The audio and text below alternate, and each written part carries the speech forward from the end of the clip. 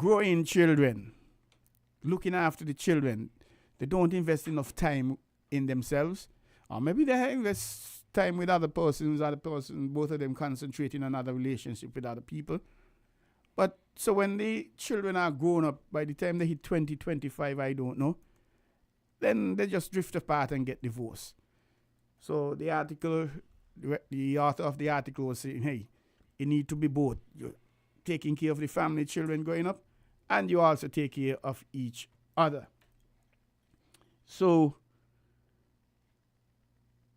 if you are celebrating anything on your bicycle, we say congratulations to you. If you celebrated a birthday between last week, Wednesday, and yesterday, happy belated birthday to you. We're now into October, November. We're in Sagittarius yet? No. We got 9 days to go before Sagittarius kick in. And of course, Sagittarius is the best sign in the world. And it goes from, is it the 21st, 22nd of November to the 21st December? But I'm in the middle of it. I'm the 9th of December. So I'm smack down the middle, as they would put it. And of course, December is the best month of the year because it brings up the end of the year gone, and that has to end before a new year could step in. So 2025 cannot start unless 2024 finish. And 2024 cannot finish unless December take care of business. So we're looking forward to a wonderful time, Sagittarians. And we have some yachting. Our guest is in the studios, and we must apologize for the late start. Not getting on the 7 o'clock. There were some issues that were sorted out, and programs caused our program to be pushed back a little further. But nonetheless, we're here, and I am thinking my producer will give us 2 hours still, and I say good night to him, DJ Tough House. And thank you very much, Mr. Producer. Appreciate it. And we have, the Newtown Football Club. They're having the election sometime coming up soon.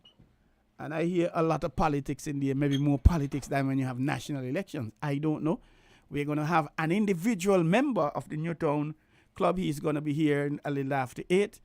And he is here in his individual capacity. He's a former executive member of the Newtown Football Club, I understand. But he'll be here in his individual personal capacity. And the president of the Newtown Football Club, he said he would be here as well. And how should I put this? With the impending elections, there's a gentleman who is leading a slate of candidates to contest the election. He will be calling in. He wasn't able to make it here with us, but he'll be calling in. So, we better got to put the fire station on alert, because maybe it might get really heated in here. It's getting hot in here. You take off all your clothes. Well, no, I like singing, but if I had to sing for a girlfriend, I would have been a virgin still. But anyway, we up and we off, and who do we got here? We invite you to join in, of course, and give us a call, 466-0989, 466-0989, and you can do so at any point, really. Or if you want to send a WhatsApp, you could do so to me, 668-2055. If you're calling from outside the Federation of St. Kitts and Nevis, obviously you have to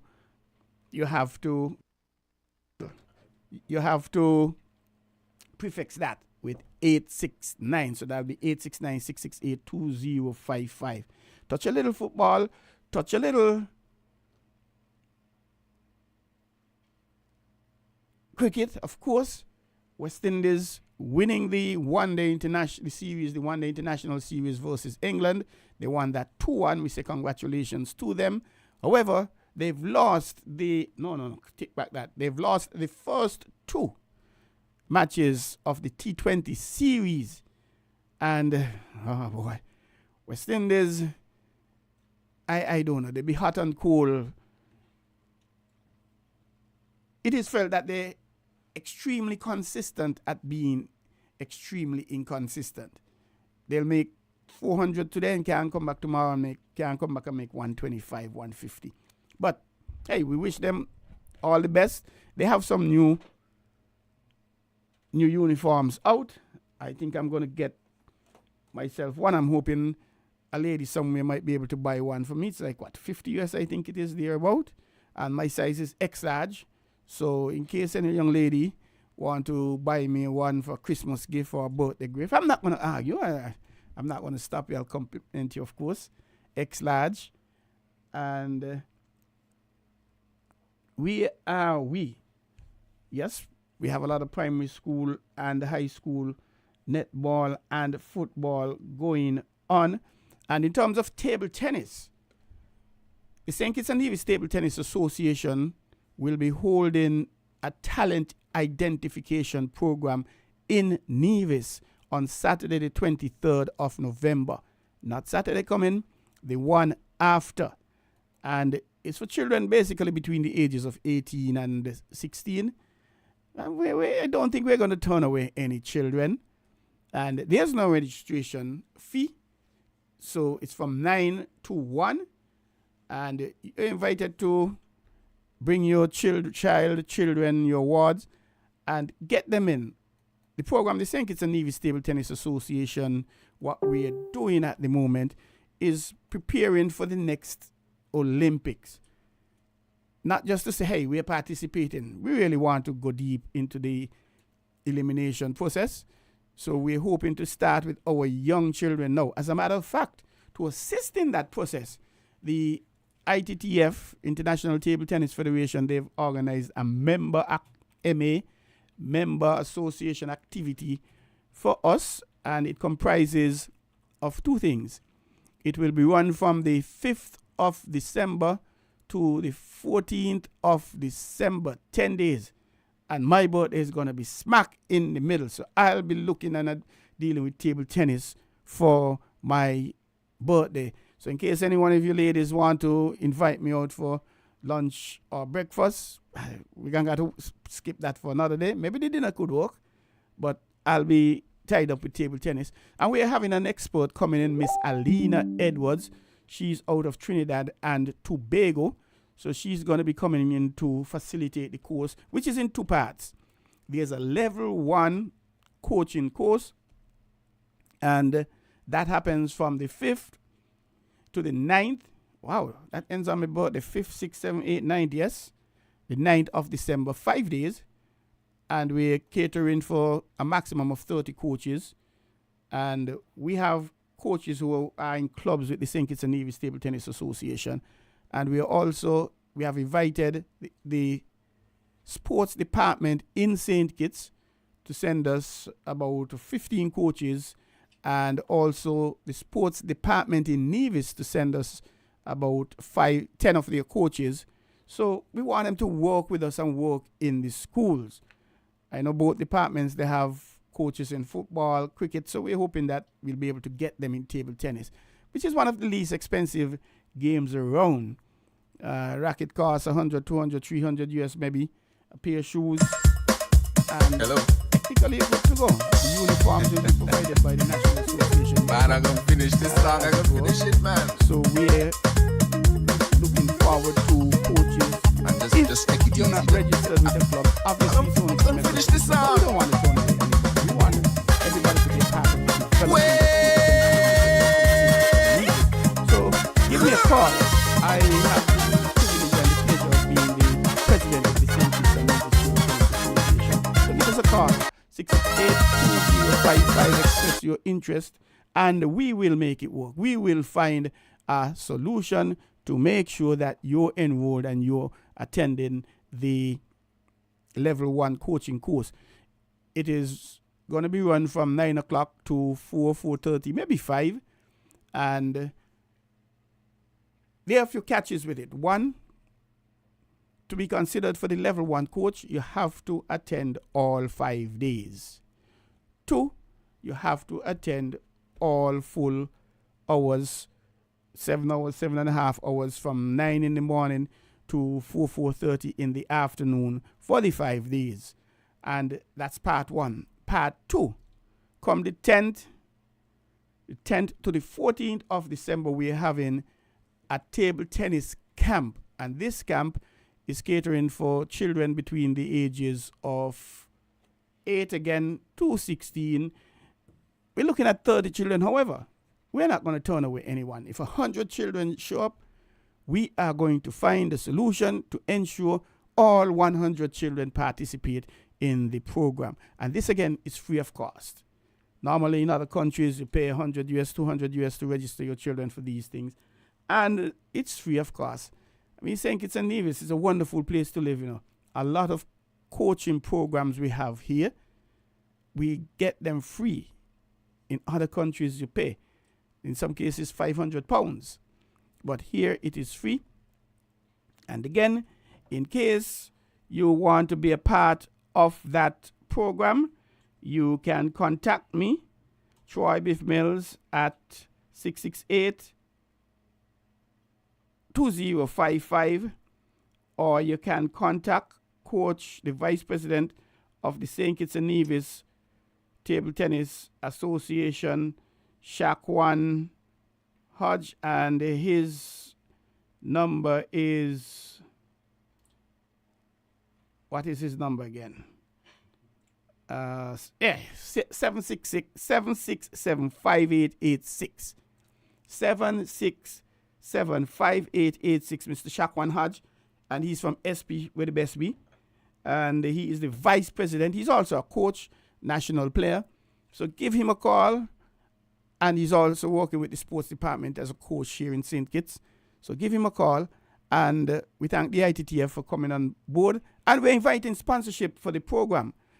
As simple as this thing is, it's running us like 69,300 and something dollars for, in essence, the 10 days. We say good night to Star Fleming, Teacher Biff. That sounds like I taught Star Fleming. Don't I remember if it's primary school. No, I only taught at the Sandy Point High School back then. I don't know if I taught physics, mathematics, biology, science. I'm not certain. But good night to you. Thank you, Fleming. And we say thank you to Eustace Hendrickson, who's always watching. And Evie up there in Newtown, she is always locked in as well. Thank you for joining. And my sister Michelle Huggins, pardon me, she is logged in as well. She tunes in. And my uncle, Neville Maniweeks, he is also logged in.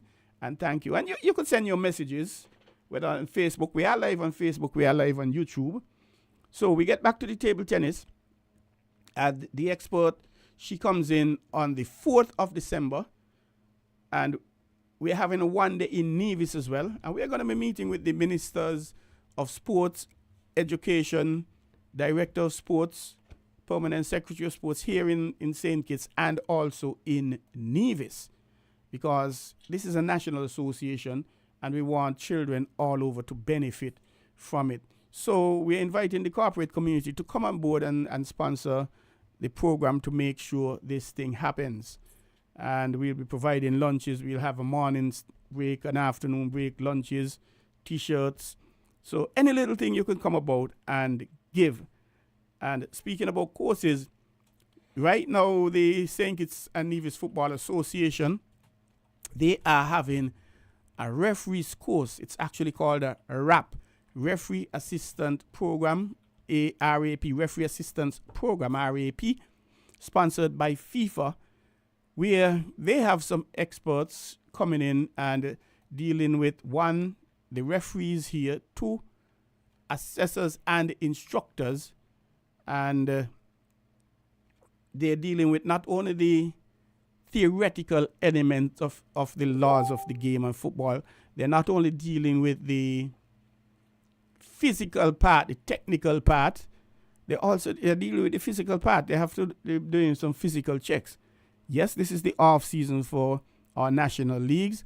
I'm hearing that it's going to be starting maybe in January, maybe in February, I'm not certain, but sometime next year it's going to start. But our referees are preparing now.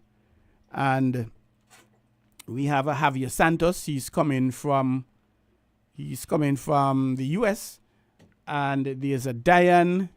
She's out of the Bahamas, as well as an Alan Brown coming from Costa Rica. Alan will be doing the physical fitness tests, and he will be assisted by Macefield Nisbet as well as Melissa Gums in the fitness department. And there are some trainee fitness instructors be on it. And then in terms of the technical element, Diane and Xavier will be responsible for the technical training, but our local instructors, they will be presenting most of the topics. And we have Miss Kendria Tully, Kenny Martin, Delroy Jeffers, Grammy Brown, and yours truly. The 5 of us, instructors and assessors with the SKNFA, will be presenting topics. And we are being assessed, because we hope to get to the point where we'll be going throughout the Caribbean and further afield to conduct these courses and assess referees, games all over Central America, the US, etc. We're hoping to get to that level. And we hope that it doesn't take a lifetime or two. So we have Star Fleming. Oh, Linda. Oh, what's up? Yes, Linda Fleming out of Newton Ground. One of the star athletes from Newton Ground. She ran the 1, the 2, the 4, the 8, the 15, the steeplechase, the high jump, the long jump. I don't know what she didn't do. And most times she would have ripped up everybody with everything. Good night, Linda. How are you, my dear? Hope you're enjoying the program so far. Thank you for tuning in. And you're going back to the football. It's all to better develop the refereeing stock. Our FIFA referees will be there. We have some young referees coming on board. And if you're interested in becoming a referee with the St. Kitts and Nevis Football Association, you can go to the Football Association on Lozak Road, and you can register there, or you can give them a call, 466-8502, or you can call Grammy Brown, who is the referee manager for the St. Kitts and Nevis Football Association, 662-6037. I think right now he's meeting with the facilitators who came in, just back checking, making sure everything is okay. But hey, I have a lot to talk about, and I could speak for about 3.5 hours, but I wouldn't want to bore you with that. The producer, when I said that, he watched me screw face and start to mumble and grumble. I don't know what he said. Boy. He must be saying, boy, Biff, you gotta be a crazy man, boy. What 3.5 hours you talking about? No, man, but we have our guest in studio. So let's take a couple seconds break, and then we'll come back and we'll go straight to our guest, who is here from the yachting system. And he's going to tell us all about what they're doing. We're now in the last quarter of 2024. As a matter of fact, we're coming to the end of the hurricane season, and we have to say thank you very much to the Almighty for His mercies and His grace, and for blessing us. Because, yes, we had a few showers up to on the weekend. We had a few showers, but that was it. And we know Petty Carrier Crew, the Windward Islands, they suffered a beating, and the Helena, they suffered some knockbout in the U.S. as well. And I have a nephew up there. He lost some of his stuff from his business. And how are you, Vakil? Everything okay? And with today's the 12th, we have 18 days to go. But remember, there were 2 hurricanes. They were left-handed hurricane. They came from the rear. And one was Lenny, one was Omar. They came from down St. Martin region. One of them spent about nearly a week over St. Martin traveling 1 mile an hour. What is that? A hurricane traveling 1 mile an hour? It's never going to end. But we got to give thanks. Nothing happened. We appreciate the showers of blessings that are coming. And up to for the week, it has been a rainy week. And the Minister of Public Works, the Honorable Conway Maynard, he and his team took a hike to the springs. And persons were wondering, with all this rain coming, why is there still the rationing of the water, the load shedding, as it were? And he explained that they had to fix something because something broke and water was being contaminated. But they're working on it, and they're going to have that sorted out soon. But stick and stay. Don't go away. We will be right back with more On the Ball here to WINN FM 98.9.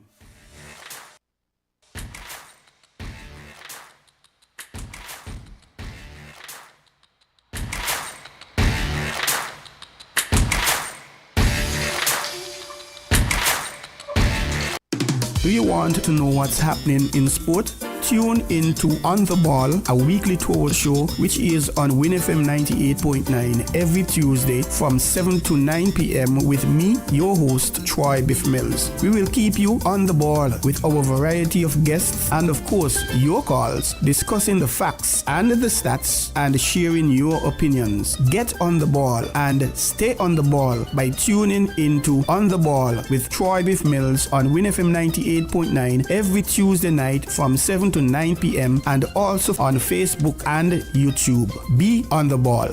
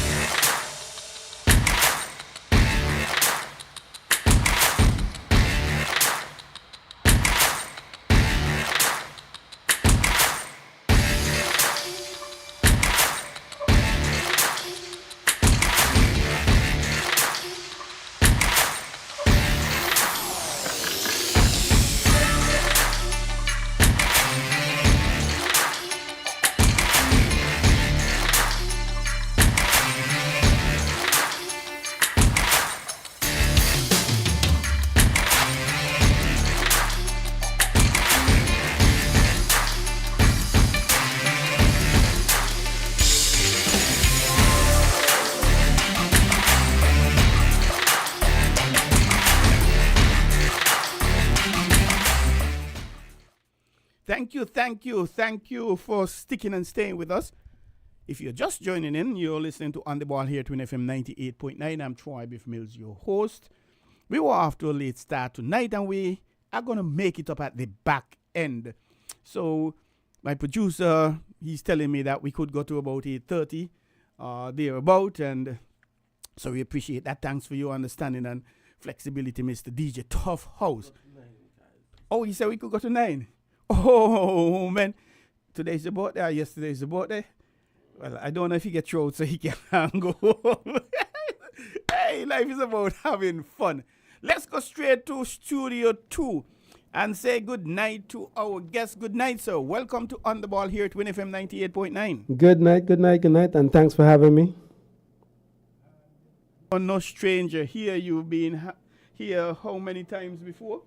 About 4 or 5 times now. It sounds like you have shares in the program. Well, I'm working on getting there. Okay.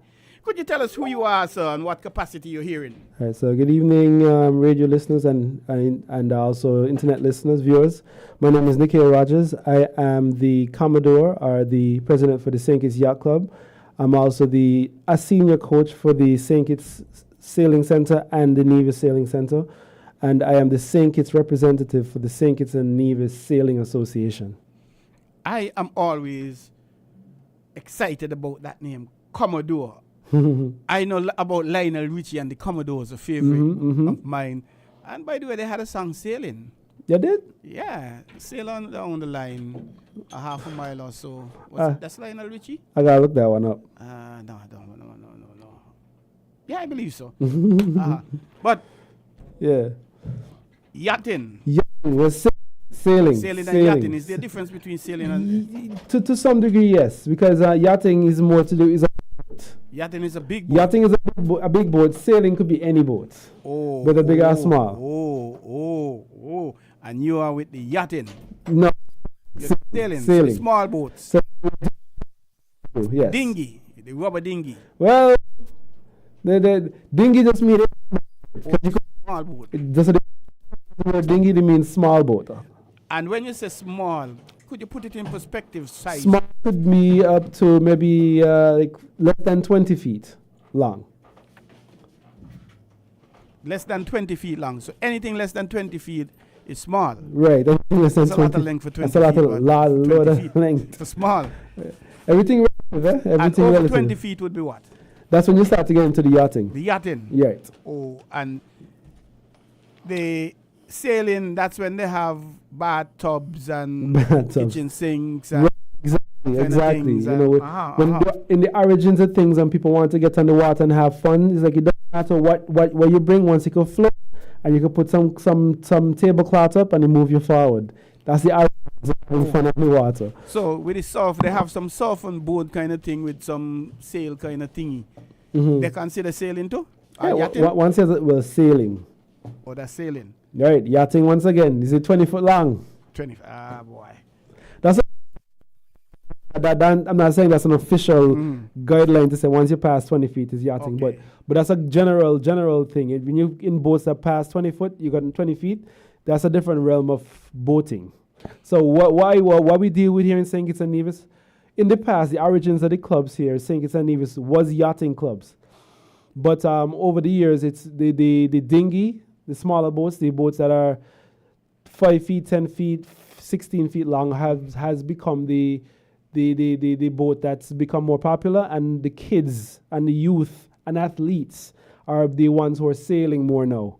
Before it was more mature men. Okay. Mature men with big boats. Women didn't sail or yacht or anything. Well, not less than now. So we're talking about the past. Oh, the past. Oh, okay. In the past. So it was mostly mature older men in big boats over 20 feet long. But now now we have grown a sector of sailing which is more catering to athletes, and we are cultivating youth right now, because we just like you were talking about earlier with the table tennis. You're trying to build up this momentum. So we're starting off with youth and building this culture of sailing into the DNA of St. Kitts. I missed out on sailing, boy. Mm-hmm. It is a crime, you know. Big one. Everybody in St. Kitts aiming to swimming, sailing something. Mm-hmm. Because apart from St. Peter's, where they have their own beach up there, and Phillips's and Molyneux, everybody within 15 minutes right. of the beach. Well, in cases in the rural, we say bay. Mm-hmm. Right. Pump bay and this bay and that bay. Mm-hmm. Anything with stone is a bay. Anything with sand is a beach. Well, we have a little more. We have refined the definition. Mm-hmm. If it's black sand, is a bay. If it's white sand, is a beach. Oh, okay, we extended. So okay. we have the beaches in St. Kitts over the Frigate Bay, Freyas Bay, this part of the island. But once you're going into the rurals, it's bay you have. Cairn Bay, Canary.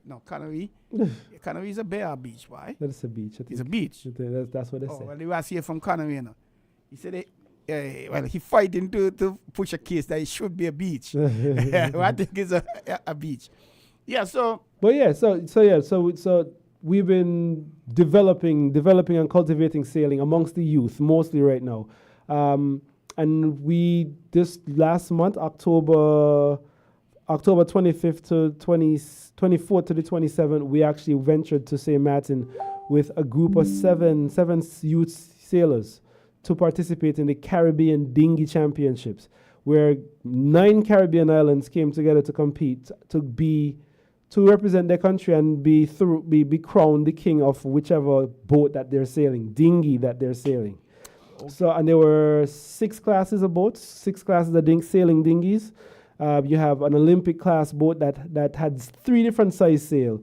That's the originally called Laser, but now it's called Ilka. It's the Ilka 4. The size of the sail is basically 4 square meters. Okay. Ilka 6 square meter sail, and Ilka 7 square meter sail. Why they had to get a woman named Ilka? Ilka, well, no, it's abbreviation. the original name for the boat was Laser, but they had to run some technical issues and legal issues, so they changed it to International Laser Company, something or the other. So they abbreviated it just for legal matters. It's an acronym. Right.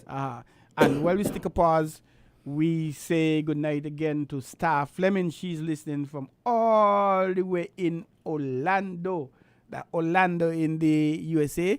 I don't know if she's supporting the Orlando Magic. That's the basketball team. Hey, how are you, Star Fleming?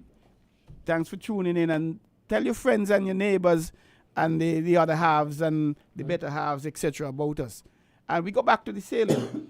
So in St. Kitts and Nevis, where the beach, the bay, the seawater, whatever you want to call it, 15, 20 minutes. A lot of us should have really been, in my humble view, using it more, because seawater, I think, is extremely therapeutic. And nobody in St. Kitts should not be able to swim. I think it's a crime and it is treason, and the Prime Minister should do something about anybody in St. Kitts or Nevis who can't swim.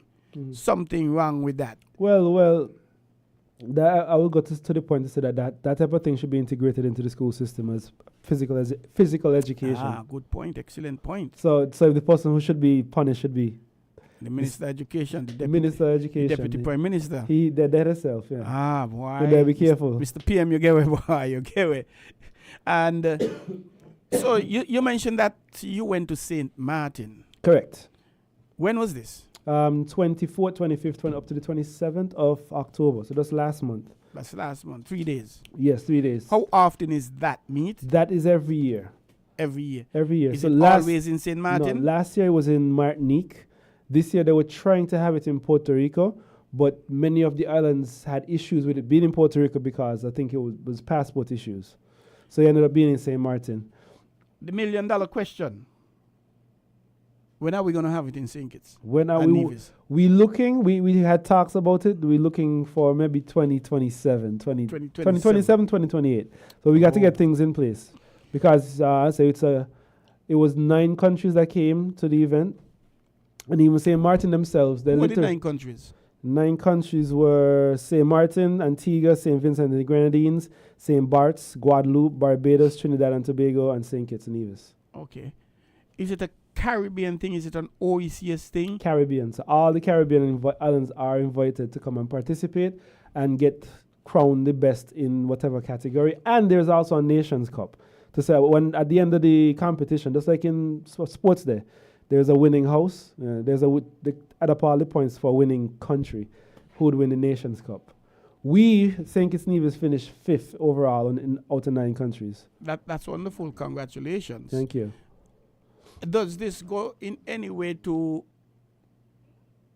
Is it used as a qualifier for, I don't know, Olympics or some regional or international competition? No, the CDC competition does not help us as a qualifier, but it's more of an event to get nations involved in regional competition, so we could actually have the exposure to further get to the actual qualifying events, because the qualifying events would now include even more like South America, Central America countries.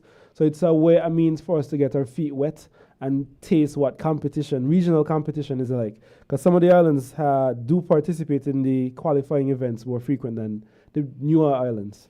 I like the term, get your feet wet. You're putting around.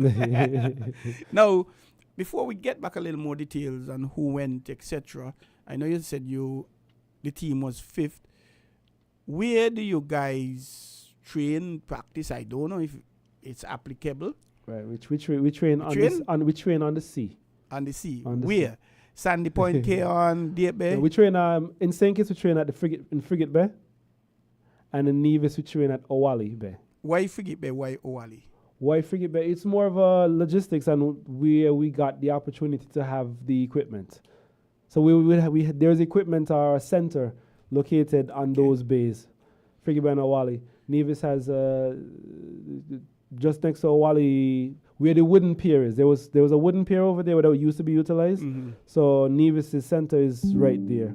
Our center is right below the coffee shop, the Island Roasters, are just above the roundabout on the Bastia side of Frigate Bay, the strip. Could, notwithstanding what you said, you have your setup at Frigate Bay, is there anything preventing you from having your training at Sandy Point or Deep Bay or some other beach or bay around the island, apart from Frigate Bay? No, there's nothing preventing us. Once we have our equipment located at a beach or a bay area, that's all that's required. Wind and water. Wind and water. And of course the conditions. I think most of the Caribbean side is fine. Mm. So so there's the option to have it in any. Having sand is more ideal. Having sand? Having sand, because the rocks would damage the boats as they come to shore. That makes sense. The wear and tear would be a lot higher. That makes a lot of sense. Now, the funny thing you mentioned, you have to have wind. Yes. I've never ever found out the reason, leading up to Good Friday, you got all kind of wind, strong wind, heavy wind, hurricane kind of almost wind, and come Good Friday, you got a lot of running cars, Right. no wind in the place. Mhm. But do you have that experience where some days are not as windy as others, and when you encounter these, do you still train? Yes, definitely. We have days that there are lulls. We're having a bunch of lull days right now, off and on. Like one day this week, last week, there was no wind at all. You could see the water look like almost glass. But yes, we still have training because their techniques. Sailing is about technique. It's a lot to do with technique. It's almost like when you play golf. Even though it's just as simple as knocking the ball as far down this strip as possible, or just getting the boat to move because the wind pushing it or pulling it, there's a lot of technique that's involved. And the persons who master the technique are the ones who get the furthest. So sailing in light winds are days when they don't have much wind. Can you hear me? Yeah, I hear you. When they don't have much wind, it forces you to improve the technique because there's less wind to use brute force and get something done. The wind will just compensate for your poor technique. When there's light wind pushing you now, you have to be efficient with every movement and every decision and choice that you make. So light wind training is actually extremely beneficial for an athlete. Okay. That's interesting. And we say good evening again to Mr. Eustace Hendrickson. He's always listening in the program. He's logged on. And he's always on the ball. And he calls occasionally, gives his views. And he WhatsApp me as well. Good evening, Eustace. How are you, sir? I hope everything is well up there. I don't know if you're enjoying the victory or you're not enjoying the victory. I don't know. We won't get into that. Now, I have 2 sons and a daughter. 1 4, 1 6, and 1 7.5. If I wanted them to get into this sailing, what would I have to do? Is there a minimum age? Is there a test? No, minimum age is 5 years old. 5. So my And daughter, after that, my daughter 4, Mhm. that means she can't make it. Well, what she could do is just come over to the beach and you could just expose her to it at that starting okay. point. Because when I watched that movie, King Richard, with I forget his Richard Williams for Serena and Venus, and he started his daughters off around 4 or 5. Okay. Tiger Woods, same story. I believe in that, eh? So exposure. So even though she may not be able to come and start training or start learning the full-on learning lesson, exposure is part of learning. Get them So involved. they come over and jump in the boat with us and have a little go for a 10 minutes and then go back on the beach and play. But small exposure, antidotal exposure, small exposure will be fine at 4 years old. But we fully start to take them on independently at around 5. And to start, you just come over to Frigate Bay. On Saturdays, we're over there from 2 till 5 every Saturday. Okay. To come and sign and register, I'll go on our Facebook and ask the question on the message. We'll respond. I'll send an email to skyachtclub@gmail.com. What about adults? Adults as well, yeah. For persons who are more into pleasure cruising, learning the basics on pleasure cruising and not the athleticism, there are some Hobie catamarans that we have over there that we start adults on usually, which is very less. You need to be less flexible. Okay. And it's a great way to be very calmly in the bay, sail from Frigate Bay over to Friars Bay, understanding how the wind bends around Timothy Hill, looking at the water and reading the water so you could see a gust of wind coming before it actually hits the boat, and know how to adjust the sails for the angles and so forth and so on. The no-go zone, being stuck in irons. We go through all that stuff with adults and kids. I'm really fascinated with the boating for long time. You see the boats want to go so, but next thing you see them heading all the way. Some of the time they're going so, some of the time they're going so. And when everybody running and leaning over and touching the water with the back on this side, and then at another point they run over on the other side. Right. All that is physics. Even during all that stuff is explained to the students as well about how the wind affects the boat, how the wind affects the sail affects the long pole, and that affects the boat, and what you have to do now to increase the forward momentum on the boat to get as much out of it as possible. And all I was like, so when coming to learn to sail, you'll get to understand how the interaction of nature on these boats. You get to work as a team. You have to put a big effort of teamwork in there. You have to be able to make fast last second decisions and so forth. So it's a great experience, and we really want to get more persons out on the water. So, all like you need to come out. We're actually working on a outreach program, to a high school outreach program on St. Kitts and Nevis. That's probably going to start coming to the end of November, but really going to full effect next year. To go out and speak to in the assemblies, to expose kids to the opportunity to learn to sail and the opportunity to compete, and then also bring them out to like an adventure sail day. Yeah, that's interesting. Now let's go back to St. Martin. Mm-hmm. What were the events in different categories So that we would have competed in? So the boat classes. First off, forgive me. Do you have the names of the the contingent? Yes. The athletes, management, technical staff. All right. So we'll start with the athletes. Remember we talk about Ilka, the lady boat. So you kind of. So Ilka 6 was Amadi Byron Hendrickson. He was from he learned to sail in Nevis. He's from Nevis. Ilka 4 was Melroy Henry from Nevis. RS Quest is a double-handed boat, as in two persons manage that boat. One person steers and does the mainsail. The next person controls what's called the jib, the small triangle sail, and the spinnaker, which is a big parachute. And that was manned or helmed by Jazel Connor and Emily Samaru from Nevis. In the Optimist class, which is the class that we mentioned, that it's like a tub. That's for the kids between 5 to 14 years old. We had Skylar Connor, Grayson Burrell, Abhijit Srivanza. And those are the classes. So it's not. So these classes of boats, they all do basically the same course. So before the races, you have a map that shows you got to go up to this buoy, come back down to this buoy, go back up, go across, 2 laps here, then come up to the finish line. So all them basically the same course, but they do it on a different boat, and they start at different times as well. Okay. So the first class, the fastest class usually starts off first. As soon as the flag says go for that class, the next class timer starts, and we did 3 minutes timer. So you had 3 minutes before go. So in the races, it's on your mark, get set, go. With sailing, it's a horn that blows, and you have to have your watch to sync it with the timer. So 3 minutes countdown, you sync it, so you stay close to the line, and as you're getting close to the time, the horn will go again from what's called the committee boat, but you also have the timer there, so you could be, 10 seconds to go, let me start trimming in the sails and pulling out, getting some speed before it hits go. So as soon as it's go time, I already got full speed and cross the line going.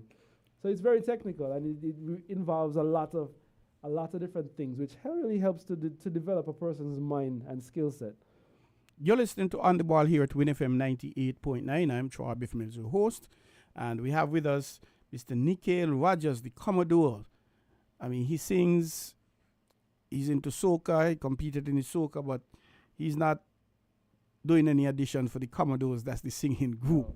The Commodore of the St. Kitts Yachting Association. That's like the president of the association. You can give us a call, 466-0989, and share your views. You can comment online, Facebook, WhatsApp, or you can send me a WhatsApp, 668-2099. The age range of these youngsters who went. Tell us a little about that, please. So the aptitude class, the kids with that class were 11 to 13. The RS Quest class, the kids were 14 to 16. The Ilka class, the kids were 16 up to 19. So the eldest would have been 19, the youngest would have been 11. Yeah. That's interesting. What about your technical staff? Who went as Technical manager, staff. coach? So Did any parents go? Yeah, parents attended, but officially, Not in official capacity. Not in official capacity. So I was the coach for the team, for the entire team, and we had a team manager / chaperone was Danielle Connor. Okay. And she's the Commodore, or chairwoman for the Nevis Center. Oh, I thought you were going to say she's the Commodore's wife. That's interesting. And is there a period that you get to practice when you're down there? Or from the time you hit St. Martin, it's But yeah, so register competition finish, you go home? That one was registration there, and also allowed us the opportunity to set up the boats and go on the water and feel out the conditions in the bay in St. Martin. With Simpsons Bay we were utilizing for the race course. That's right off on the right-hand side or the eastern side of the airport. Okay, yeah.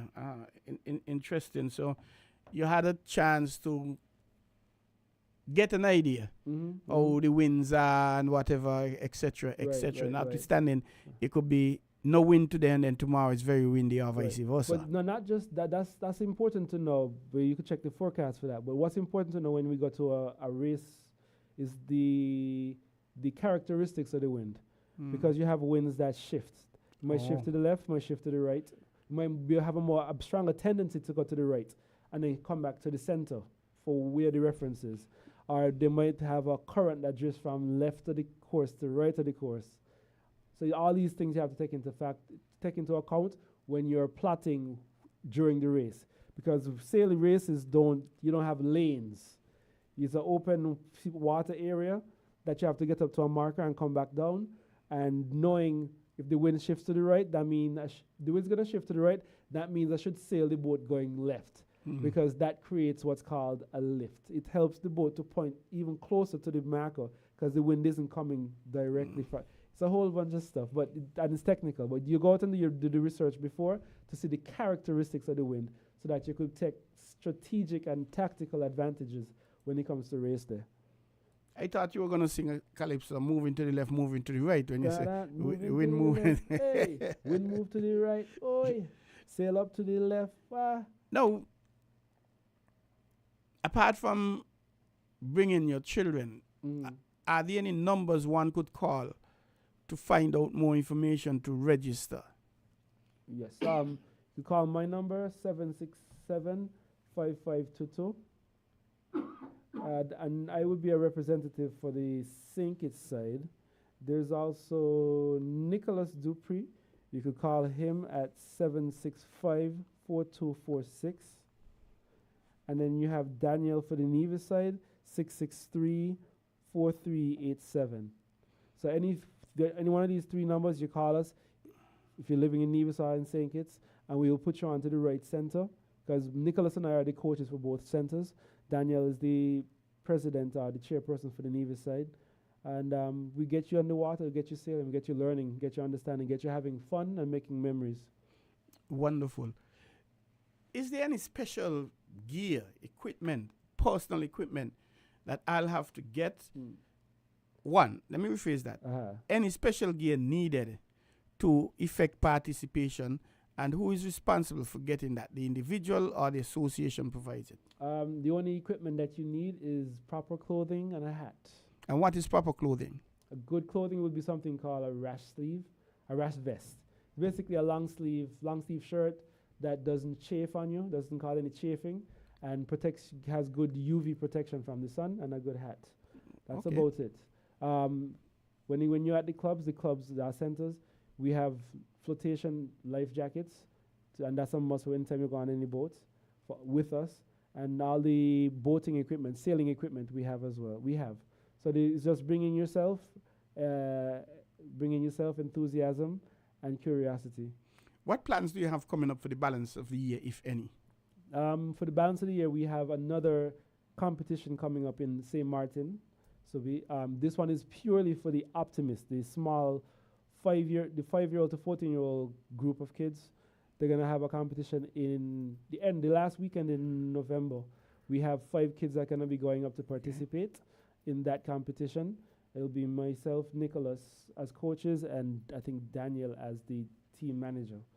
Going to be participating in that, going to be taking place in that. So we are already in preparations for that. We have the kids training twice a week, once in the week, and once on the weekends. Do they the whatever classification they're gonna have, do they have to walk with it, or are they provided? That's a very good question. A very good question. So when it comes to competitions with sailing, the procedure is that you rent a hull. So they would have the hull, the actual physical boat would be there, and you basically pay for that. Any team, you actually pay for that when you go to competition. What you walk with are the items that attach to the hull. So you have to walk with your own sail, you have to walk with your own rudder and something called a dagger board, and in some cases you have to walk with your poles as well, like the mast and boom. Depends on the boat. But you walk with the things that attach to the hull, to the event, and you rent the hull from the organizer of the event.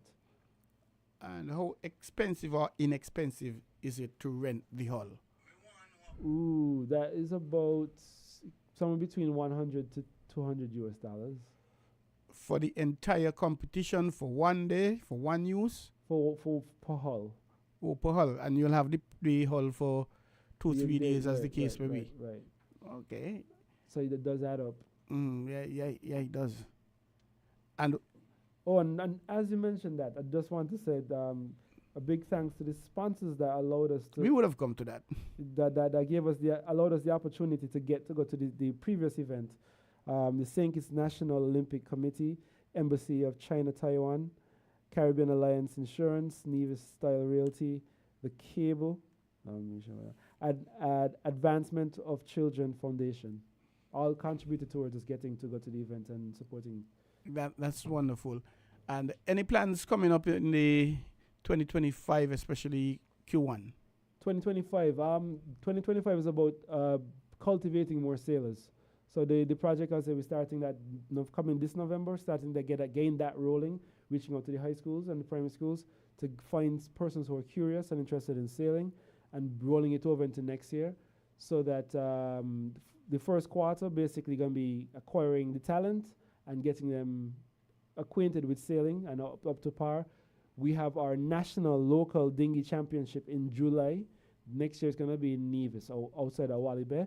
So the goal is that we have more participants in that event next year, so have a bigger pool of sailors to pick from as well, to go into competitions and get them to get to like Olympic qualifying events or youth Olympic qualifying events. But we're trying to build the pool up. That sounds interesting. You're listening to On the Ball here at WINN FM 98.9. We are speaking with Mr. Nikhil Rogers, the Commodore of the St. Kitts Yacht Association or club? Sailing club. Yacht club.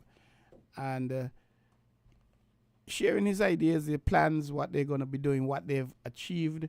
Before you slip away, do you any parting words you want to share with us, any information that we may not have touched? Sure.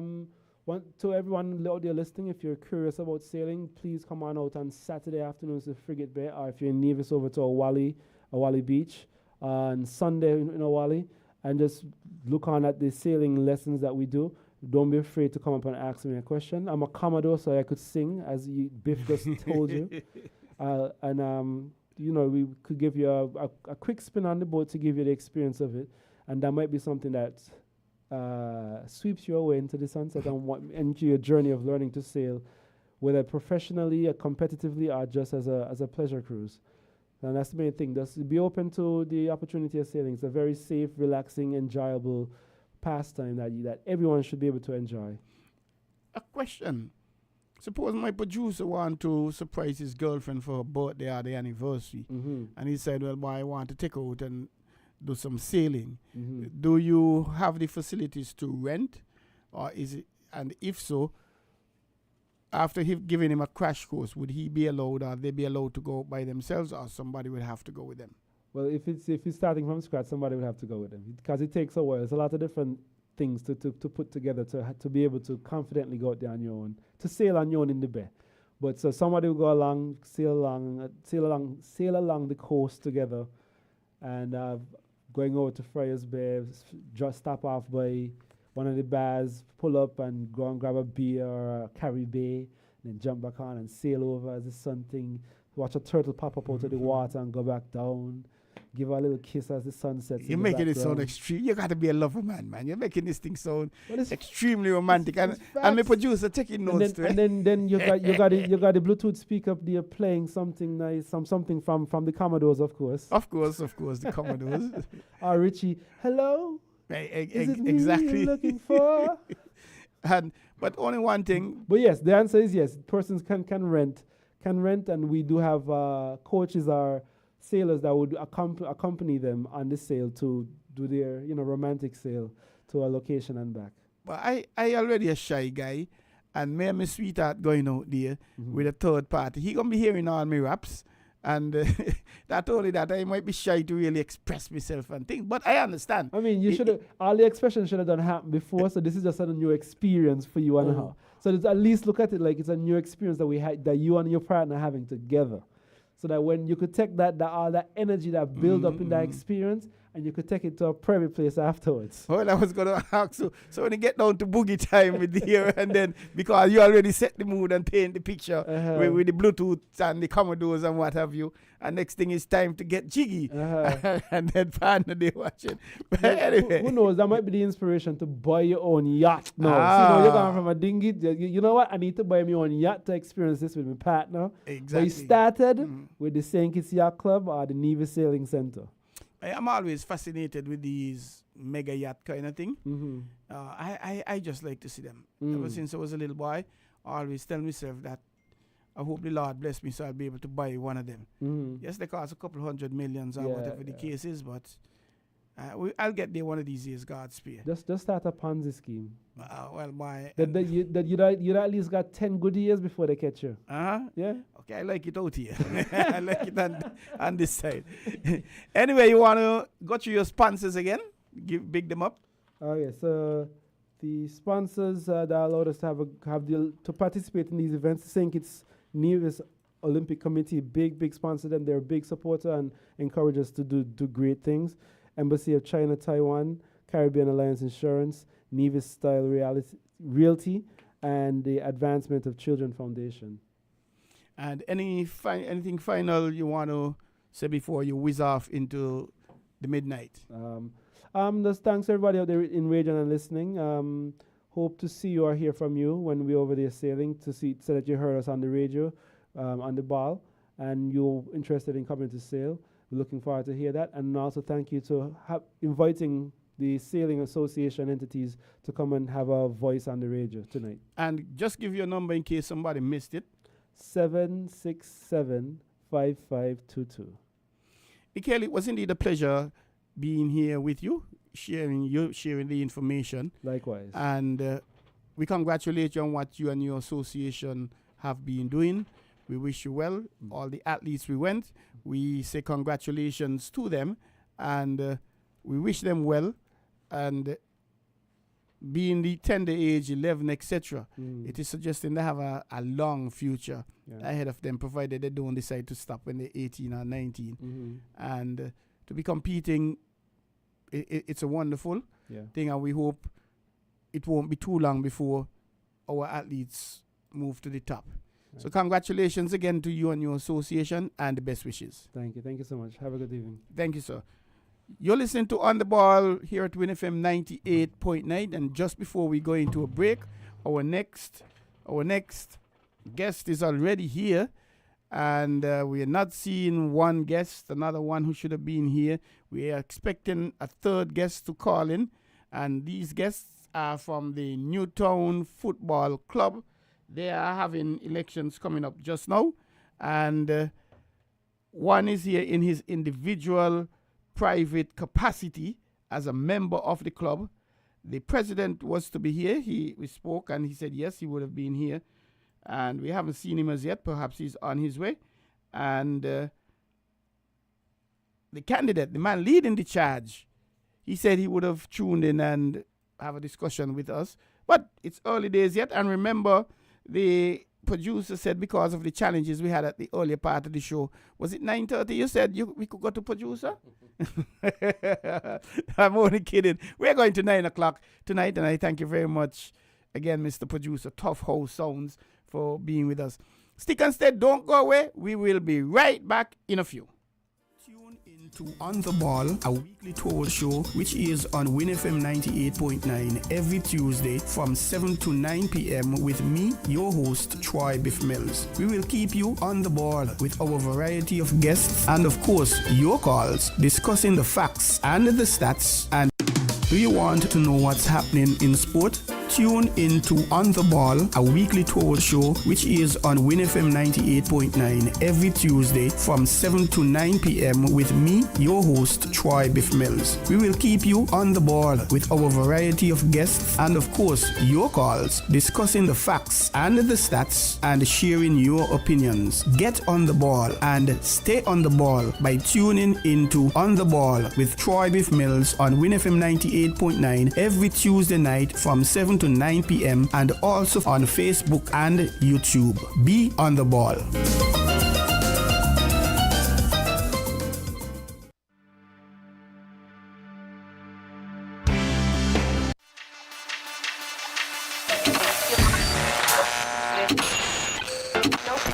You found the sound. 98.9. WINN FM. Radio never sounded like this. Radio never sounded like this, sounded like this. 98.9 WINN FM. WINN FM.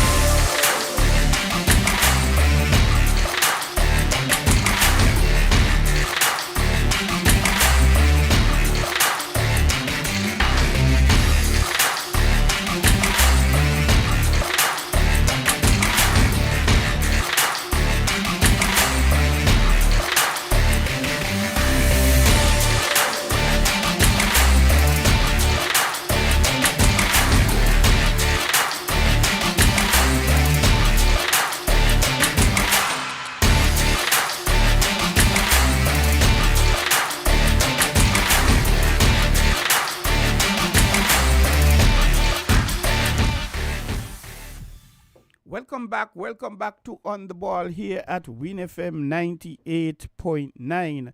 I am Troy Biff Mills, your host, and On the Ball, a 2-hour sports program heard here on WINN FM 98.9 every Tuesday night from 7 to 9 p.m., providing that we don't have any issues. And we had some challenges this evening.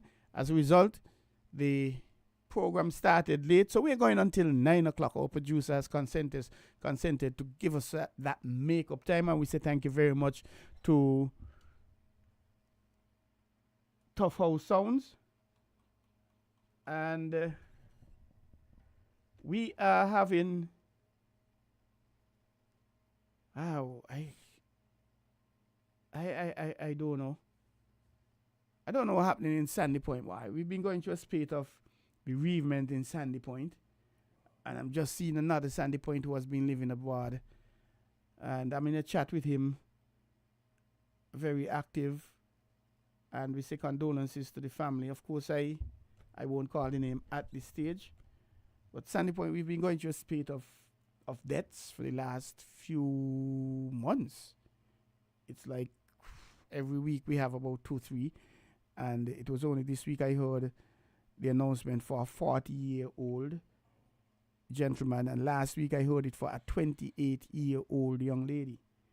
And boy, we got to be careful. We're back, and we have our guest in the studio. We were to have, let me put that another way. Another gentleman said he would have been here. We haven't seen him as yet, and we haven't heard anything from him as well. We don't know if he's on his way, which I suspect, which I hope. And No doubt he'll communicate with us and get something with us. And there's a third guest who is supposed to be calling in. He couldn't make it, but he's going to be calling in. I suspect he may be calling in anytime shortly. But we have a massive guy, serious gentleman. I know him way back when around cricket as one of the top scorers in the country. And his father was a fellow umpire of mine. His father, he went on to the great beyond Sonny Annie. And I would have umpired a few games with Sonny Annie. A no-nonsense man. Very petite, but no nonsense. So we go straight to Studios 2 and say, good evening, sir. Welcome to On the Ball here at WINN FM 98.9. Your first time on the show. Well, good evening, one. Good evening, all. Welcome. Sitting in the studio for tonight is none other than Laba. As everybody knows me as, but correct name is Mr. Liddy, Lawson Liddy. So Laba is my name which I go by, which everybody knows me as. Boy, Laba, I completely forget what your real name is. I know you're Laba all the time. And thank you for taking time out to be with us. Yes. You're also in a chat with me, a cricket chat, and you have a love, a passion, I dare say, for sports, not just cricket, not just football. And my research tells me that you were an executive member of the Newtown Football Club at some point. Yes, that is so true. That is so true. I was a elected member of Newtown, of the NUFC, the Newtown United Football Club, at one point in time. Now, could you remember what year that was? I think that was around 2013, somewhere around 2013. That's just the other day. That's the other day. I'm understanding that elections for the Newtown Football Club, they would be happening sometime shortly. And, well, before we go there, Newtown Club would be starting the 2025 season, whenever it started, in a very I dare say very unfamiliar position. Newtown having been one of the clubs relegated from the Premier Division to the First Division. And since I'm following football, I don't remember ever seeing or hearing Newtown come up. When I got involved in the football at the national level, I think Newtown was already in the First Division. Back then it was the first, second, third division. And that has changed around the millennium, 2000 I think it was, to a Premier Division and the First Division. I don't remember if they had a second division since they've gone to the Premier. But I know I've seen some clubs. I think Keon went down and came up. I think Spurs went down and came up. I don't ever remember in Village going down as well. And but when it was determined that Newtown is going, I remember hearing that, hey, Newtown is the last team that would have been promoted and not to have gone back down, but then they went. So how is the Newtown community taking that? Well, I like your question. And for me, I'm speaking personally from me, okay? And I'm only here to talk things about Newtown, which is hurting me and hurting a lot of people in Newtown too, but maybe don't want to speak or whatever it is. I don't have the opportunity to speak. And as I ask you to give me an opportunity to express my feelings about what's taking place. Honestly, we, the community, we're not taking it lightly. We don't like that. We're not feeling happy. Yes, we was the oldest club to be in the Premier or to be in the top division. Since we entered the park, we have never moved out until this present moment. We're now into what we call the First Division. Yes, you're correct again. The system has changed in 2000 where it turned into Premier and First Division. And maybe that is one of the problems which is aching us, that we don't have a team like before to breed from. So even the youngsters now coming and stream, they are moving from straight there into the Premiership. Once ago, when it was First Division, we had a first and a second division team, which I was a part of the second division team. So we take players from there and we move them up, we see which one look better, and we invite them to come and play with the top team, which was first division them times. Okay, so we don't have that anymore. So sometimes they had a league. They also have a league, which was organized by the SKNF too. I think Lenny who organized that league. Even that, we had featured a team into that, and that was more like to say the persons are the players who in the Premier who are not getting games or not getting enough games to play in that section. The reserve league. Reserve league, thank you. That was it. But even now at this time, we don't even have that. If the Football Association were to argue that, hey, we have under 11 competition, under 13, under 15, under 17, what you mentioned about not having that intermediary team where the youngsters go to, the breeding ground, as you mentioned, before they go. How would you say, well, with those different age categories, that's the preparation for the senior team? Because at 16, 17, some players, as we realize, even in the big countries, they are not only playing for their clubs at 16, the Barcelonas and what have you, but they're playing for their country. There was a 16-year-old, I think, in the World Cup playing for Spain. And so with that, won't that be suffice with that system, the age categories? Won't that be suffice to give the youngsters the opportunity to go and develop and they then jump straight into the Premier Division team? That question again, that statement you made, is for real. It is there.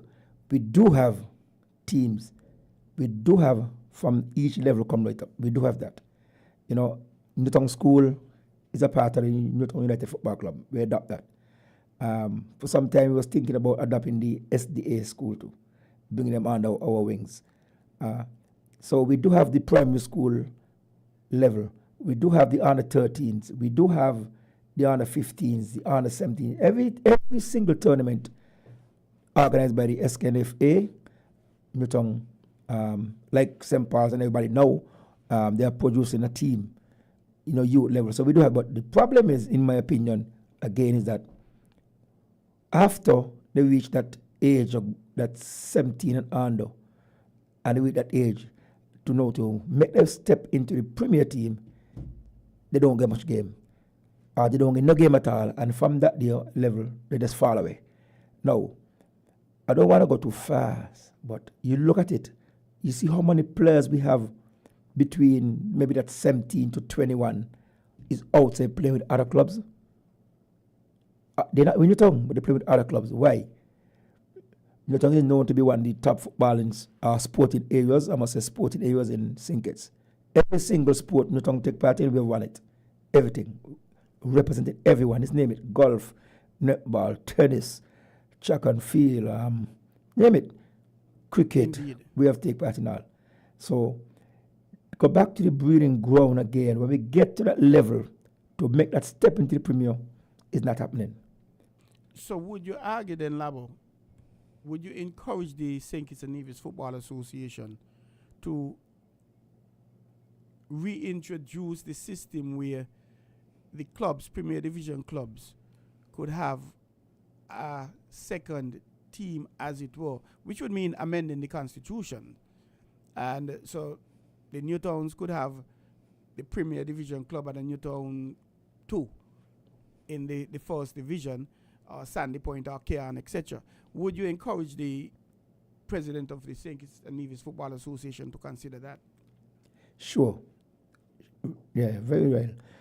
Mostly because we got to look at it this way again, that unless that doesn't happen, again, I'm speaking as a Newtowner, as a lover of sports, as somebody who believes in Newtown, in every sport, that unless we don't, or the SKNFA don't do something of such, give us back the right to feature a first division team. I don't think we football are going to move that far, because is everybody want to play Premier? Every single person want to play Premier. Everyone want to play Premier. For whatever reason, nobody want to go to a small building no more. You remember those days with the Cannon League every Saturday? That's what made me a referee. Good. That every Saturday Cannon League. That's where the Kayamba come from. That's where the Cushion come from. Yellow Man. The Yellow Man come from. The Jazza from St. Paul's, the Derek, Manaras, Yakubu from Kayan.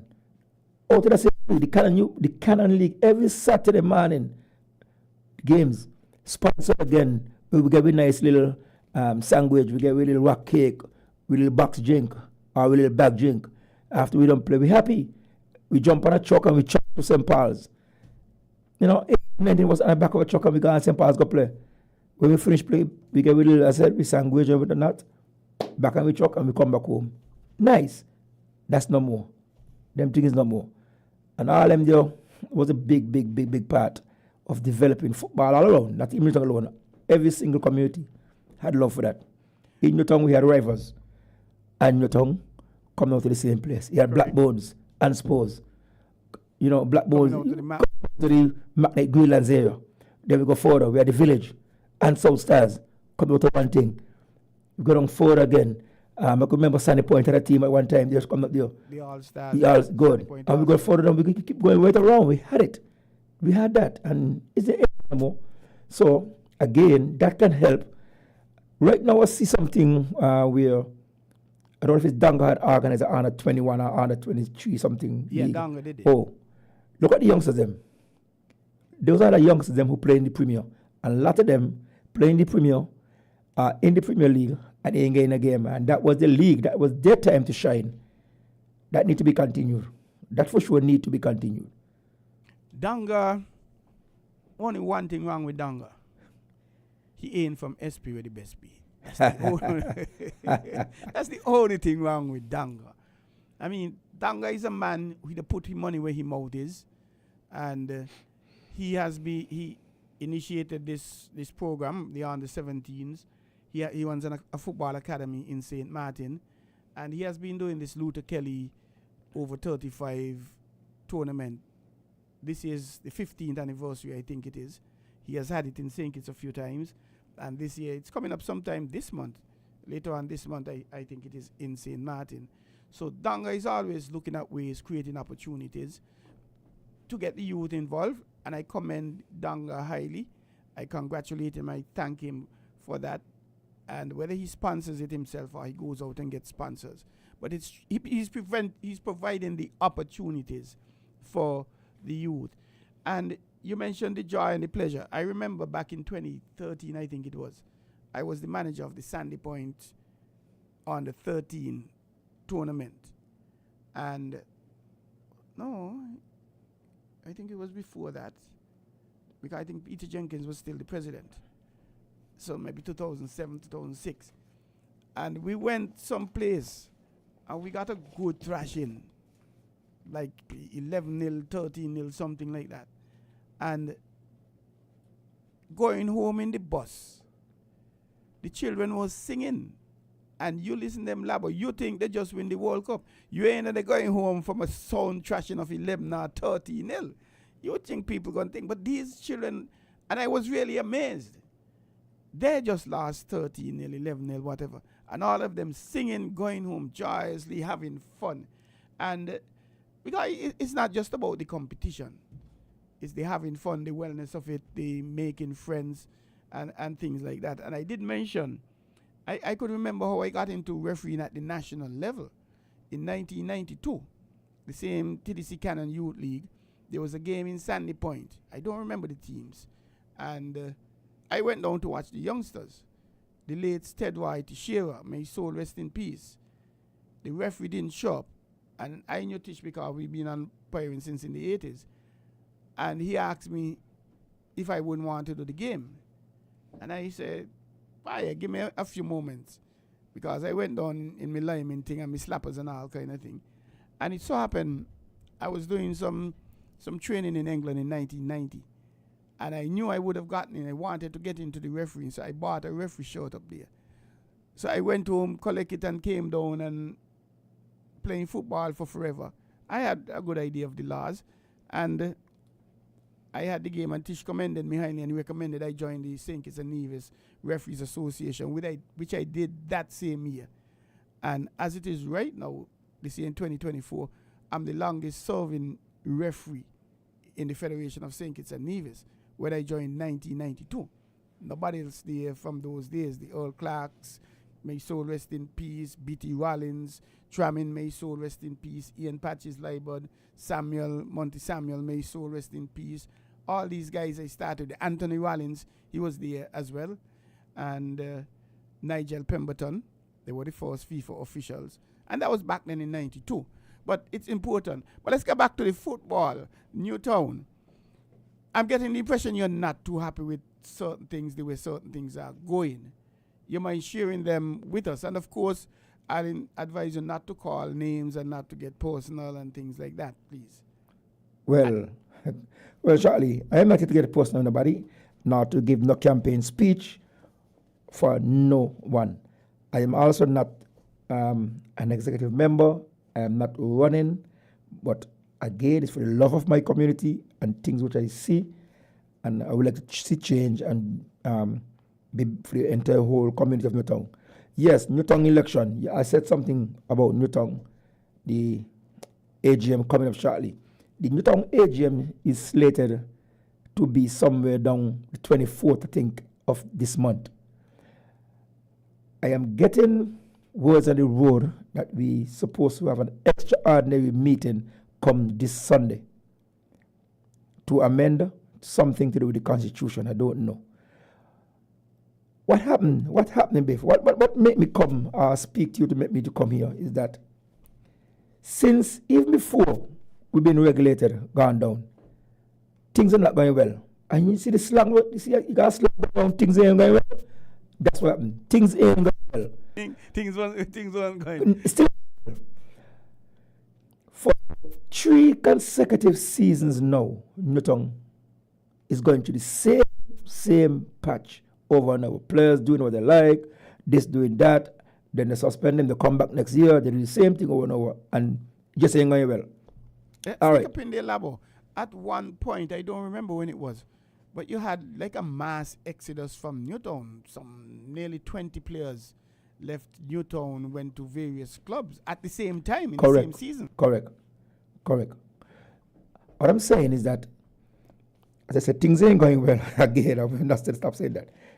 Now, I have a constitution, which I always like to go to.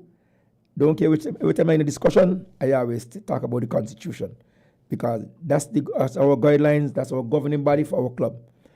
Now, I've been asking for some time now, since last year, I've been asking, when is the election? When is the due date for Jews? Who we can pay? How and where? Who should we go to? What's the number? Oh, we can get to you. I've been doing this for the longest time. Can't get an answer. All right. I said to the standing president, Mr. President, I am leaving Ireland. I would like to know exactly what is what. I don't want to go away and I come back. I will not be able to vote, as I was barred from voting last election because I didn't get a chance to pay on time. Please let me know that. He can get to me. He will get to me. Fine. That went on and on. All right. I met Mr. President and I said, Mr. President, when and who should go to? He said to me, you're going to be safe. You're going to be okay. You're going to be okay. I said, take me alone. I need us to have proper registration. I need us to know, the general public, the community on a whole, the Newtown community on a whole need to know what is taking place with our club, with our team. This is not my club. This is not your club. This is Newtown community. Get a little closer to the point. Today, I get a message in my phone stating anybody who want members to pay the dues will meet at this particular place. So this morning, I went there. When I went there was nobody there. I asked somebody, I called somebody, I said, hey, I am here. The thing you sent to me, the place closed. What should I do? Come back about 12 to 3. That's what he says to the bottom in fine print. I said, cool, all right. I said, but 12 to 3, that's a short period. But anyway, I'll be there. I did get back about 12:30. I met the same said president. Mr. President, I am here to pay. Because they said to come at this particular spot. He jumped on the phone and he called a particular person, and the person answered, and they said, they're coming. I intend now, start talking to the person, what are your members? How are your members be able to vote? He said, the new members cannot vote. I said, that's a problem. That's a problem because I've been asking about this long time ago. People, new members will always be able to vote. What we're going to do about it? Or they could pay still and be a member, but will not be able to take part in this election.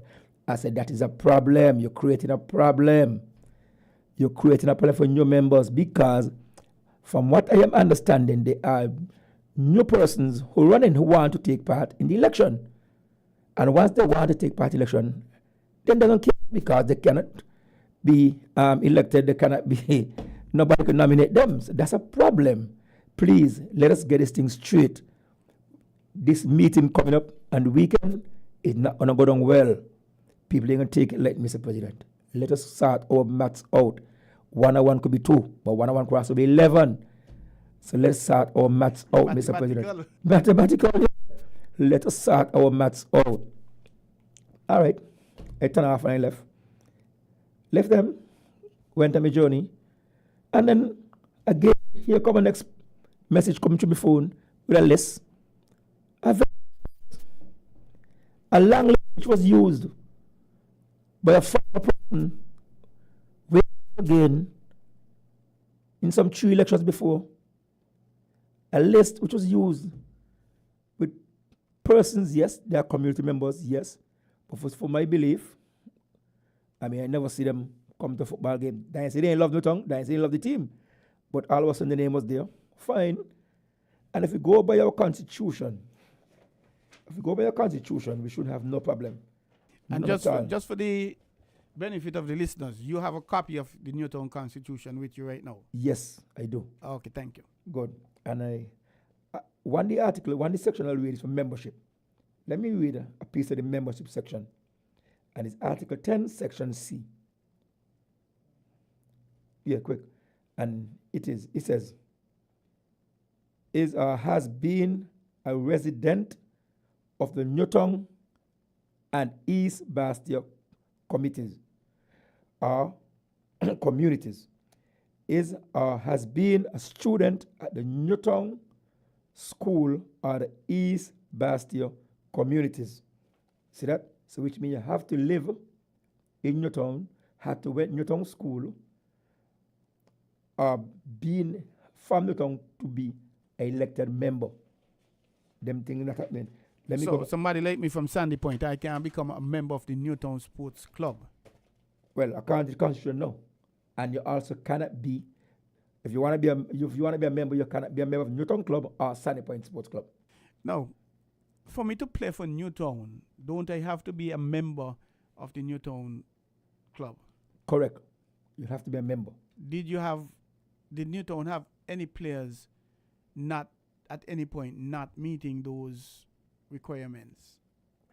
In my opinion, because we had a player at one time there from, I think was down in Newton Grong, St. Paul's, passing along somewhere down them parts there. We also had somebody from Taba at one point in time. Nevis as well?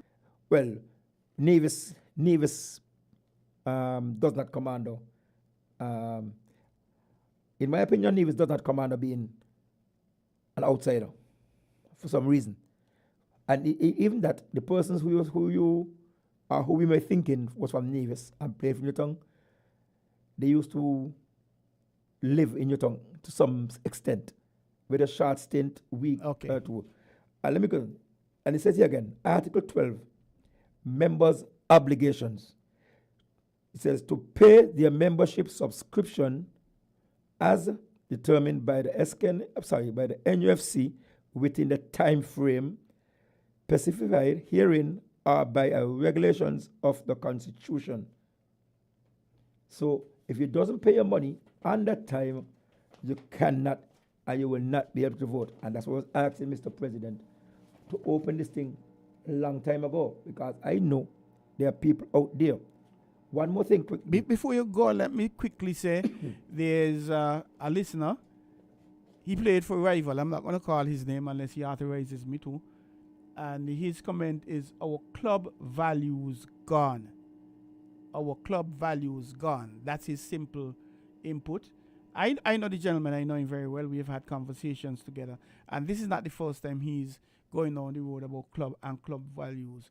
So thanks a lot, sir. And continue, Laba. Yes, and Article 18 says, delegates and voters. This is the serious one. This could be serious. The Congress, it composed of all paid members. Paid members. Okay? Who has paid his or her dues on or before the 31st day of December of the year before such Congress. So our Congress is in 12 days' time from now. Okay? This is November. So if they didn't pay the dues by December last, they shouldn't be, they based should on not what be you're able, saying, they according shouldn't to what be, it says. they shouldn't be They able should to not. vote. Good. But then you have provisions made for players, for persons to go and pay, as you explained, that you went, when it was you said you went today? Today. And you paid today? Today. So that means you're not going to be able to vote in that election. But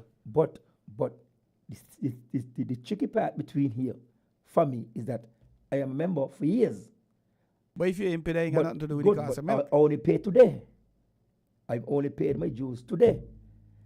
So I'm saying, when I spoke to Mr. President and I told him to open this thing a long time ago, this would not be the problem.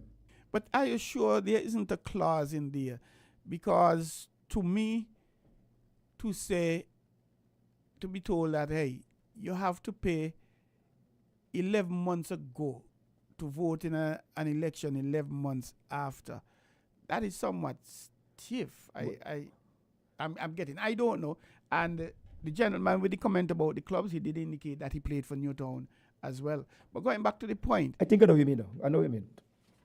I think I know. Yeah. But the point, I understand.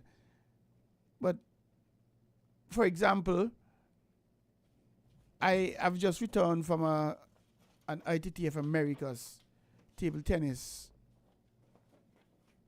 General Assembly in El Salvador. And for those who are listening and may not be aware, ITTF Americas to table tennis is like CONCACAF is to football. It's a continent for the continent. North America, South America, Caribbean, Central America. And it was an elective assembly. But you could have paid, yes, it's an international body, but you could have paid before the meeting started and be allowed to vote. I say that to say this, that normally there is that provisor.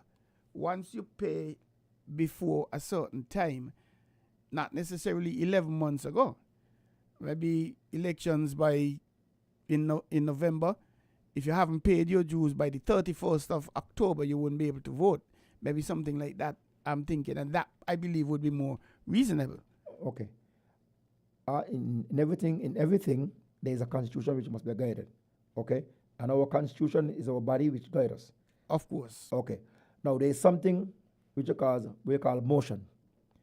Now, someone, which I did already, I can stand up and raise a motion and ask for new members to be a part of the system, the voting system. And it depends, and people can second it and whatever, and the majority wins, and it can happen. Okay?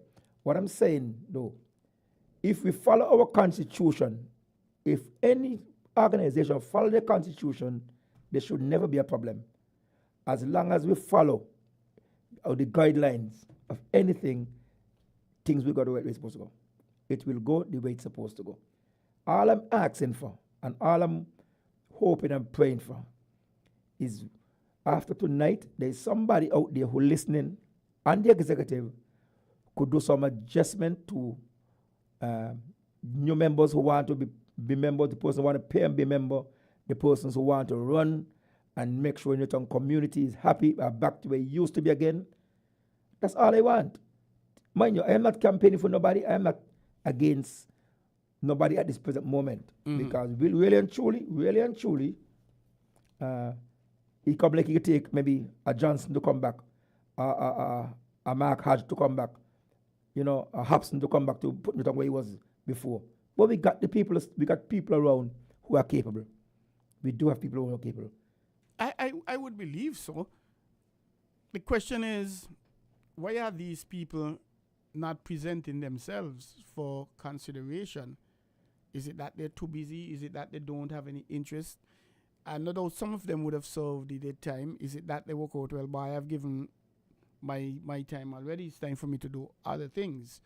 And but that volunteerism is a challenge throughout the country. I don't know about other countries. And not just from a football point of view, but from other areas. Persons no longer seem to have the appetite to volunteer. And if so, people they don't commit themselves too much. But the point with youngsters, I understand it clearly, and I agree with your constitution is a constitution, and you have to abide by it.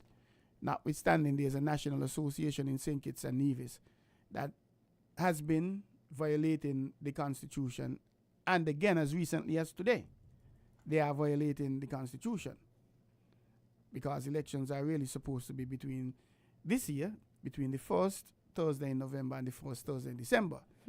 And you must have, I think it's a month notice, and no notice. So it definitely cannot happen between now and the first Thursday. Wow. But that's a national association. But that is a different kettle of fish.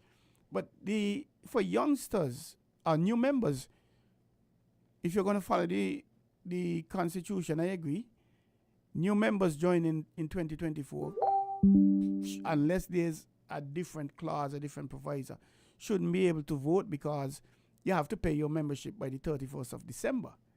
It may be that I only decided, well, by in March or even last month that, you know what, I want to make some contribution to Newtown. Whether because they went down to the first division or I have more time now or whatever the case is. So, but that new members, of course, you cannot vote if you're not a member, and you cannot contest the election as a candidate if you're not a member. Correctly. But to say, well, that's interesting. And the thing about it is, the president of the Newtown Sports Club, he was invited to be on the program. After you reached out to me, I reached out to him because, as I told you, that we want to have balanced views. Journalism is not just getting one side of the story. And he said, yes, he would have been here, even if he may not have said anything. And that is his right, I understand.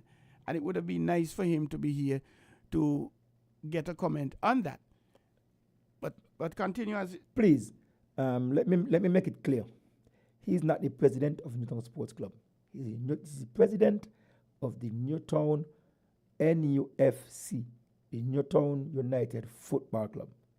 They are a sports club and they are a football club. Well, politics are bringing me in here now, Lavo. I thought the Newtown Sports Club controlled the Newtown football. The sports club president, as far as I know, still supposed to be a gentleman who runs a business in Newtown and Pond Road. You say don't call him, but you're not calling him. The sports club is a different organization. Maybe you can do some research on that yourself and, touch base with that. But So, as far as okay. I know, the president of the NUFC is not the president of the Newtown sports club. That's as far as I know. Okay, I understand you. And that's interesting. The two different... And let me touch something quickly on the Constitution. We had a similar problem. I don't know if you know, and the people only listen public on the road, we know we had a similar problem where the SKNFA had to step in and put a body in place to run our affairs for a short time because we were just not getting it right. So we had people... That happened a few years ago. Good. You call that. good. So, and even the same constitution, I'm never happy with it to see the SKNFA had input in our constitution. I'm never happy with that. But what? We have to go along with it. I believe Newtown is supposed to have their own constitution set by our own lawyers, people we ask to sit down on it for us, and serious members, serious people from the community, to just do our constitution. Well, obviously, and again, Labo, we only have a few minutes left. There's the process where amendment, any member could ask for any particular clause to be amended and would be seconded. That be sent as a resolution to whatever it is, or even just amendment to the executive. And well, just in case, Labo, we are accepting calls. Anybody would want to give us a call, 466-0989, to be a part of the discussion, 466-0989. Or if you're too shy, you can actually WhatsApp me, 668-2055. And while I look at, I'm getting a comment, these guys don't know nothing about Newtown philosophy at all. That's why they got our team where it is today. And I guess the person is talking about Newtown being relegated to the first division. Okay. And so with the Constitution, if you're not happy, you make a proposal to have it amended, and you say what you were thinking about amending it to what you're proposing, and it will be taken to the general body. No, don't get me wrong. And there's a 2/3 majority that must vote to say, yes, we agree to amend the Constitution. No, don't get me wrong. It does not mean I am not happy with it. What I'm saying, I'm never happy with the SKNFA doing a constitution for us, having such big input in our constitution. That's what I'm talking about. Oh, okay. Well, I hear you. I have a different view, because if we step back to 2008, remember when the SKNFA had elections and there were some challenges and FIFA had to get involved, and one of the things FIFA said was, you need to amend your constitution. And FIFA actually provided them with a template, as it were. And I think that is a good idea for a parent association to be assisting its members with constitutions, because I've seen constitutions, and I think it hard to believe even lawyers got involved in. For example, I know of a current constitution of a national association that says, and to me I can't understand, it doesn't make any sense at all. Maybe it's way above my head. It says, and again, we're encouraging you, if you want to call in and weigh in on the conversation, 466-0989, but we only have a few minutes left. But it says something to the effect that the association shall have a biennial general meeting. Biennial means every 2 years. That's clear. On which they'll have the elections. But in the year when they're not having a biennial general meeting, there will be an annual general meeting. And I'm like, an annual general meeting every 2 years? So, for example, from my understanding of the Constitution, and not my choice of words, from my understanding of the Constitution, if the biennial general meeting is in 2022 and 2024, that means you have an annual, and 2026, that means you have an annual general meeting in 2023, in 2025, in 2027. Annual mean every year. So you can't have an annual general meeting every 2 years. And you cannot have an annual general meeting and a biennial general meeting in the same year. I don't know, but anyway. But Labo, and again, we invite in callers, and the gentleman who wanted to call in, and he was part of the team that is going up. I don't know if he's following the program. If he calls, we'll be able to give him perhaps a minute and a half, maybe 2 minutes at most, because we're just about wrapping up. But hearing what you're saying, Labo, it seems as if, well, I could now understand, or I could get an appreciation of why the club, Newtown Club, is in the first division. Because when it comes to any sporting organization, it's not just what happens on the field of play. what happens off the field, the administration, etc., that, in my humble view, affects what happens on the field of play. And if you've been having challenges of whatever sort, it's gonna go down to the players. And it's unfortunate that a powerful house like Newtown is in this position. But I like to look at the glass half full. The question is, what can be learned from this? What are the teaching points that can be had to, one, not only make Newtown a stronger and better team, because Newtown would have dominated football in the national football in St. Kitts and Nevis in the 80s, basically in the 90s, and I don't think they might have won a FA Cup, I think, within the last 10 years. But for the past few seasons, they have not been in the playoffs, as it were, be it Final Four or Super Six. And so much so that there was a school of thought founded on that, I don't know, that when the Final Four was changed to a Super Six, it was to accommodate Newtown and give Newtown an opportunity to get in to play for the championship, because Newtown was coming like 5 and 6 and so. But even when it was Super 6, I think Newtown may have made the Super 6 once. But apart from the elections, it's going to take a bit of work. And I encourage the Newtown community to come on board and support your club, make yourselves available to assist. They may not necessarily have to be on the executive, but assist in some way, because Newtown, a club, I have a lot of respect for Newtown. They've produced a lot of national players, and you said it, they're one of the strongest sporting communities in the federation. As a matter of fact, the coach for the Leeward Islands team right now, he's a Newtown man, Mr. Stephen Libert, and he's also the manager for the talent program in Cricket West Indies, and he's from Newtown. Well, he from Mackey Street, really, but played with Newtown. Well, yes, he played with Newtown. He captained Newtown. Went Newtown school, played with Newtown, all his sports. I mean, only basketball, I think, is hitters. You know, uncle he controls hitters, but otherwise than that, you're so correct with that. You know, what I can say to you is that the community. But your final words, Labo, because we have to end now. No problem. The community in a whole. And if anybody willing to call, we could give them a 30 seconds. The community in a whole has really stepped away from Newtown from some time now. I think it's the way. It has a lot to do with discipline and the way we structured do. It ain't just alone. You know, we need the community to come back. I need the community to come back around and help in a lot of ways, because we just missing it. We're missing it.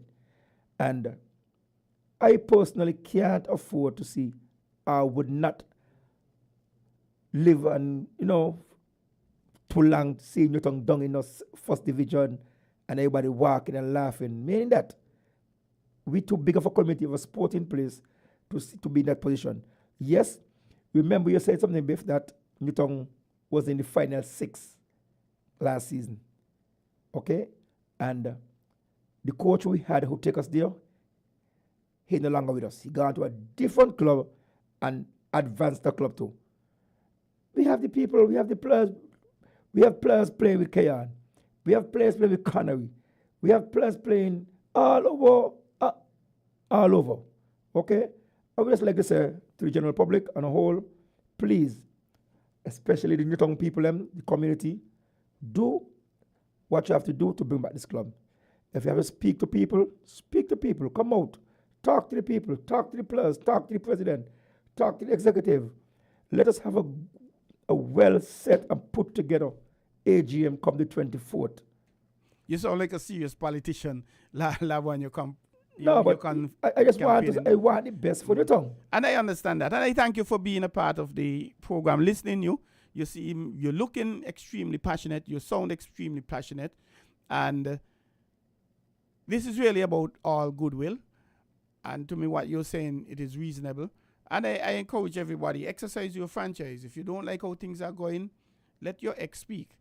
And I thank you for making yourself available to come and have a little chit-chat with us. And we wish you and your club all the best. especially with the elections coming up. Thank you very much for making yourself available. We're just about out of time, ladies and gentlemen. But before we slip away, there's a cricket league happening in St. Paul's. And I must commend James Ward. He's the man behind this. And we have some quick information. At the end of 3 rounds of matches, the Stingrays, St. Paul's on top with 6 points. SKN Strikers, 4 points. Second, Young Guns, 4 points. Third, La Poinciana, fourth with 2 points. St. Paul's Project Stars, fifth with 2 points. Police, they are sixth. The top 5 batsmen from round 3, Lashawn Bergen, National under 15 player, Leeward Islands under 15 captain, 105 runs. Richard Elvet, 100. Burvis Burke, 85. Anthony Kane, 75. Esdal Kivan, 61. Top 5 bowlers, Lashawn Bergen, 7 wickets. So this guy is a beautiful all-rounder, and we actually have to take care of him and introduce him to the national levels. And I Newman, 6 wickets. Josh Leader, 5. Anthony Cabies, 5. Rashid Eddy, 5. And the St. Paul's T20 Playoff Leagues 2024, Saturday, the 16th November, semi-final 1. Young Guns versus Thunder Strikers at 2 p.m. And the semi-finals 2. St. Paul's Stingray versus La Poinciana. Final and closing ceremony, Saturday 23rd at 1:30 p.m. And we say congratulations to these teams on making it into the playoffs. And again, I must commend the sponsors of this league, the Right Honorable Dr. Denzel Douglas, the Honorable Clark, as well as DJ Murray Show. These are the ones who have come about and sponsor it. And we say thank you, because sponsorship is needed to ensure that things happen at all levels, community and otherwise, and go on out and support that St. Paul's Cricket League. We're now at the end of the program, ladies and gentlemen, and it was indeed a pleasure being with you here for another night, another Tuesday night. Quite a few things we were not able to touch because of the intense discussions we would have had, but nonetheless, the St. Kitts and Nevis national team coming up against Cuba. The team has been announced. We want to wish them all the best, and hope the Leeward Islands cricket team, hope that the tournament they're playing in the Super 50 overs, hope that their performances are a lot better. And as we close, ladies and gentlemen, we thank you for listening. We thank you for your comments, and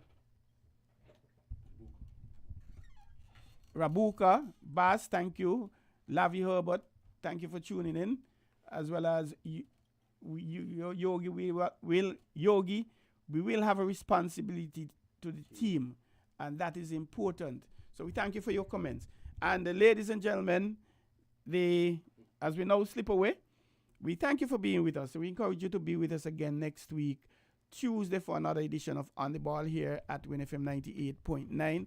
And just a reminder that the St. Kitts and Nevis Table Tennis Association is hosting a talent identification program in Nevis next week, not Saturday coming, next week, Saturday the 23rd. And we're inviting children between the ages of 8 and 16, be you in primary school, be you in high school, to attend. Further information, you can contact me. You can contact Mr. Gary Wade in Nevis.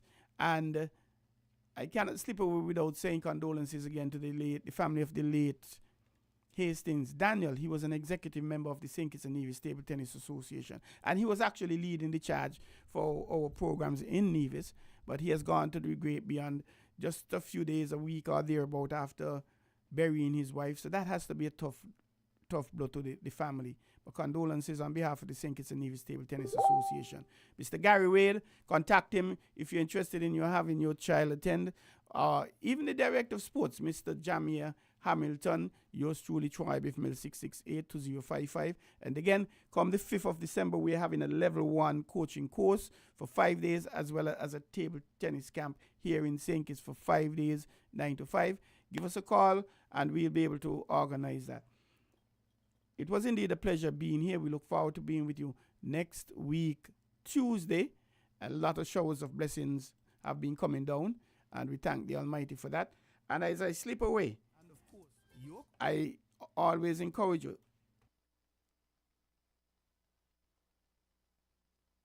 to be on the ball and join us again, and always be positive in your thoughts, in your words, and in your actions. Thanks a lot. Have a good night.